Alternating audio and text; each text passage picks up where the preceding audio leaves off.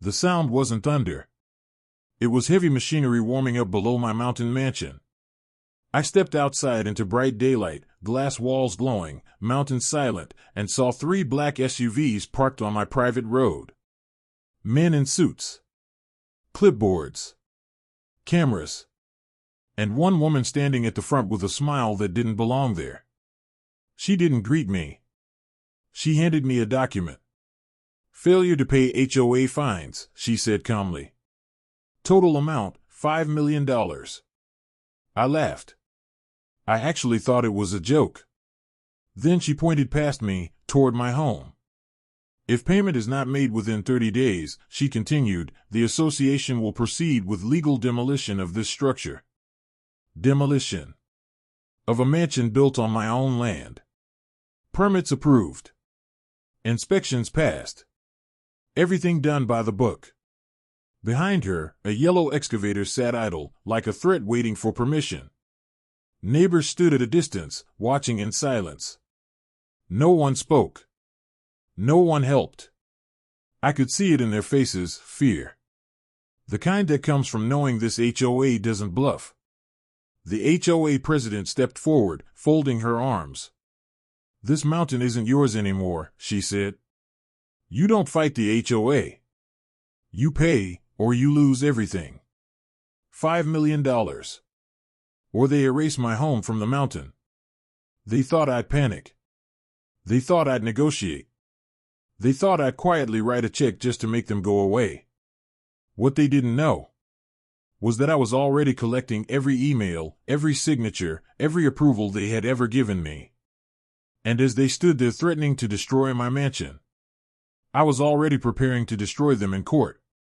Because if they thought this mountain belonged to them, they were about to learn how expensive that mistake really was. So before we go any further, drop your city or country in the comments. I want to see how far this story reaches. And if you believe no HOA, no authority, and no bully should ever be above the law, hit like and subscribe. I didn't wake up one day and decide to fight the HOA. This mountain mansion wasn't a rebellion, it was a plan years in the making. I bought the land legally, long before a single foundation was poured. The parcel was zoned for residential development, the boundaries surveyed, the environmental impact reviewed and approved. Before construction even began, I sat across the table from the HOA board, page by page, reviewing every rule they claimed to enforce. Height limits, setbacks, materials, access roads. I followed all of it. Every permit was signed. Every inspection passed. Every approval stamped. During construction, the HOA had no complaints. In fact, they visited often, smiling, nodding, complimenting the design. The president herself once stood on the deck, looking out at the mountains, and said, "This is going to raise property values for everyone." 4 months after I moved in, there was silence. No fines. No warnings. No violations. Then the tone changed.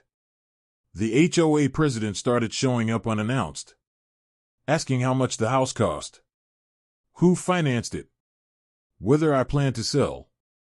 She'd linger longer than necessary, scanning the property like she was taking inventory. Soon after, the emails began. Not violations, questions. Requests for documents I had already submitted. Demands to reconfirm approvals that were already on file.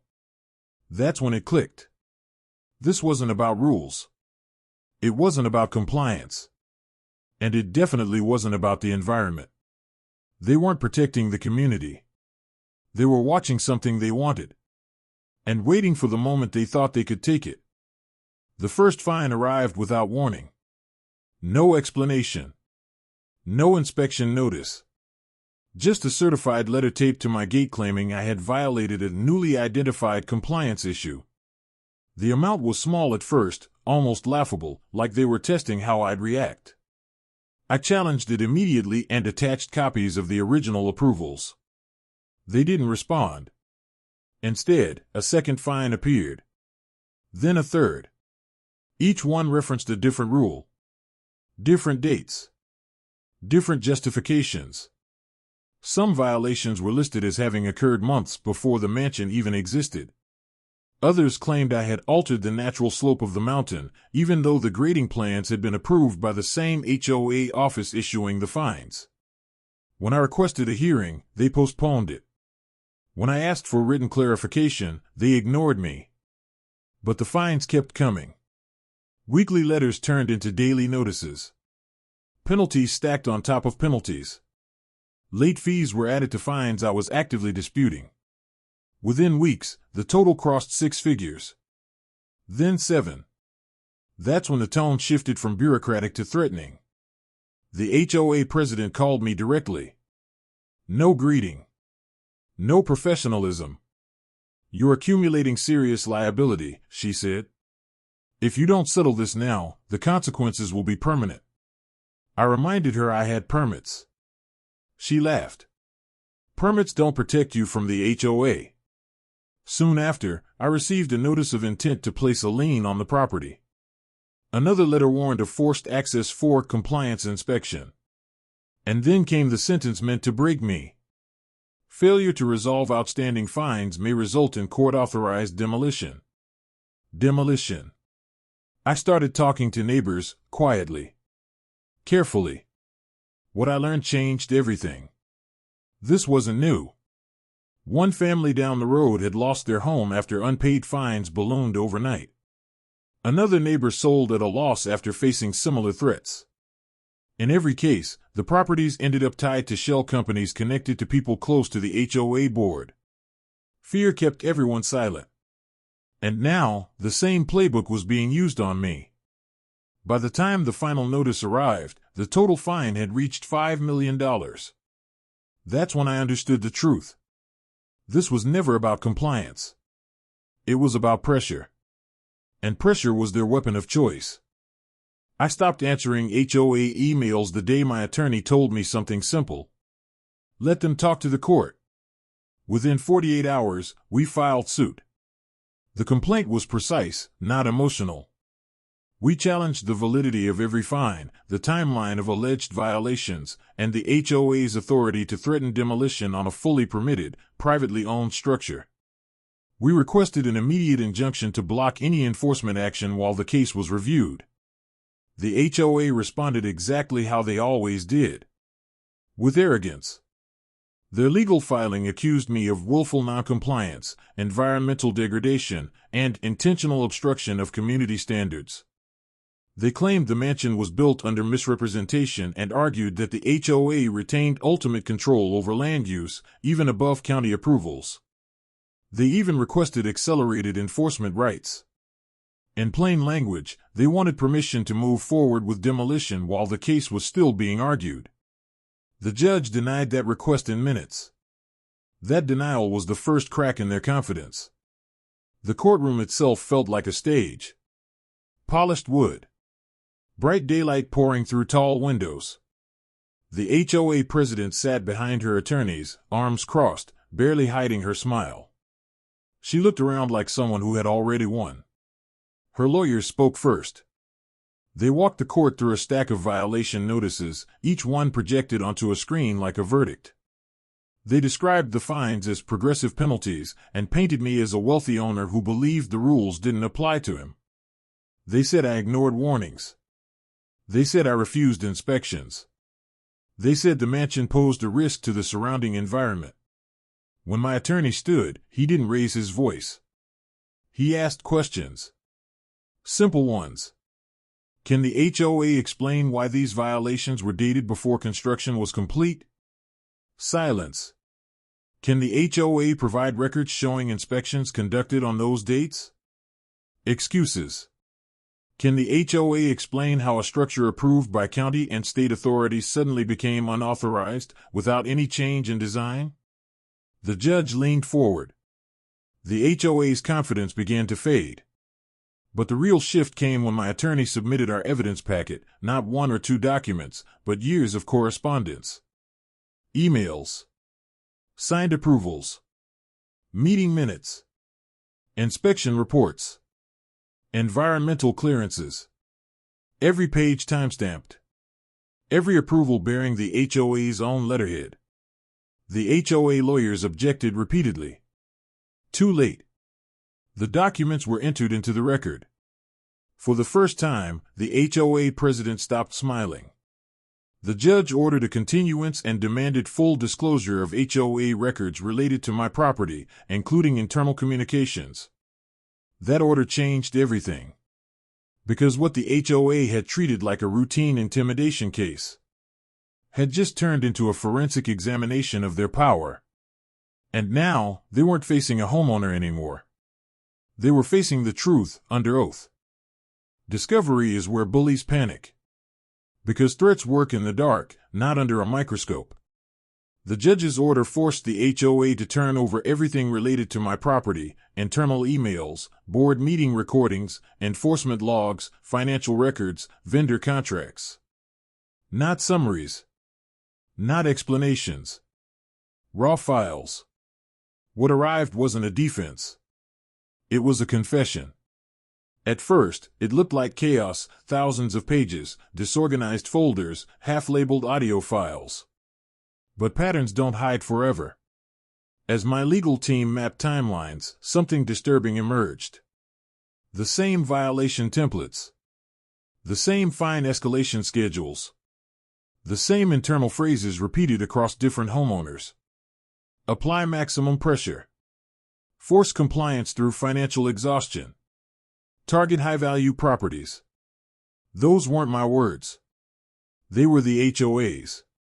One email chain stopped us cold. It was dated 3 weeks after my final inspection approval. The HOA president had forwarded photos of my completed mansion to the board with a single sentence. This property is worth more demolished than compliant. Attached beneath it was a reply from another board member. Start enforcement. We'll make the fines unbearable. That email was followed by a spreadsheet. A spreadsheet titled Recovery Strategy. It listed properties, estimated values, enforcement phases, and next to my address, a note in bold. Priority target. The room went quiet when my attorney slid that document across the conference table. But it got worse. Financial records revealed that after previous demolitions and forced sales, properties didn't return to the community. They were transferred, quietly, to shell companies. Those companies shared directors. Those directors shared addresses. Addresses that traced back to people connected to the HOA board, including the president. When depositions began, the tone changed completely. The HOA president sat across from us under oath: no podium, no speeches, no authority. Just questions. She denied everything at first. Denied targeting. Denied coordination. Denied financial interest. Then my attorney played the audio. A board meeting recording. Her voice. Clear. Confident. If we let one of these stand, we lose control. We need to make an example. She froze. Next came the emails. Next came the spreadsheets. Next came the permit approvals, signed by her, years earlier, praising the construction she now claimed was illegal. The lies unraveled in real time. Her attorneys tried to object. Too late. The judge ordered a full evidentiary hearing. That hearing felt different. The courtroom wasn't loud. It was tense. Every exhibit landed like a blow. The HOA's narrative collapsed piece by piece. Their environmental concerns were contradicted by their own clearance letters. Their unauthorized construction claim died under stamped approvals. Their fine calculations were exposed as arbitrary, engineered to escalate until compliance became impossible. Then came the moment that broke them. My attorney called a forensic accountant. He testified calmly, methodically. He explained how HOA fines were routed through accounts, how liens triggered forced sales, how shell companies acquired properties at a fraction of value, how those properties were later resold, quietly, for profit, and how the trail led back to the HOA board.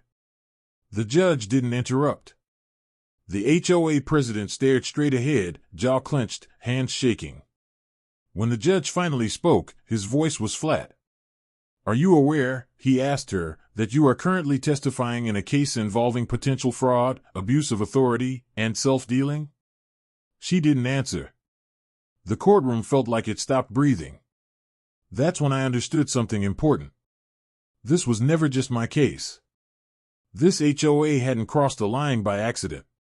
They had built an entire system around crossing it. And now, with every lie documented, every threat recorded, every transaction traced, the power they relied on had vanished. Because authority doesn't survive evidence. And the truth was no longer on their side. The ruling day didn't feel dramatic at first. No shouting. No chaos. Just a quiet courtroom filled with people who already knew how this was going to end. The HOA board sat together for the last time, stiff, pale, stripped of the confidence they once weaponized. Their attorneys no longer whispered strategy. They stared at their notes like they were hoping the words might rearrange themselves into an escape. They didn't. The judge entered, took his seat, and looked down at the case file, a stack so thick it barely fit on the bench. Then he spoke. He didn't start with emotion. He started with facts. He outlined the HOA's enforcement actions in chronological order, not the version they presented, but the version proven through evidence. Backdated fines. Manufactured violations. Selective enforcement. Escalation schedules designed not to correct behavior, but to force financial collapse. He paused. Then came the sentence that changed everything. The court finds that the fines levied against this property are null and void, having been issued in bad faith, without legal authority, and in direct contradiction to previously granted approvals. The HOA president's head dropped. But the judge wasn't finished. He addressed the demolition threat next. The HOA had no lawful power to threaten or initiate demolition of a fully permitted private residence. Such threats constitute coercion. Coercion. That word echoed through the room. Then came the finding that shattered them completely. Evidence presented demonstrates a pattern of abuse, including intentional targeting of high-value properties, financial self-interest by board members, and misuse of HOA authority for personal gain. The judge looked directly at the HOA board. This court refers the matter for further investigation. The air went cold. Their attorneys tried to interrupt, procedural objections, technical arguments, anything to slow the fall. The judge raised his hand.